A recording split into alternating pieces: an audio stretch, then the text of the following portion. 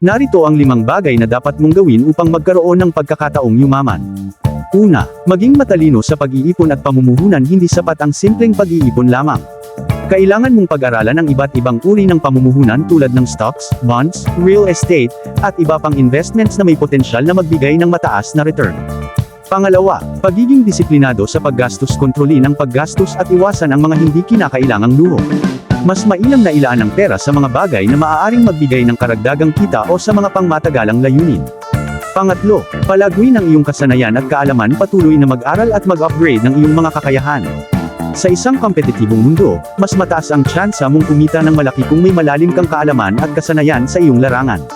Pang-apat, pagnenegosyo o pagkakaroon ng karagdagang kita. Huwag umasa lamang sa isang pinagkakakitaan. Maghanap ng iba pang oportunidad tulad ng pagnenegosyo o side hustles na maaaring magbigay ng karagdagang kita.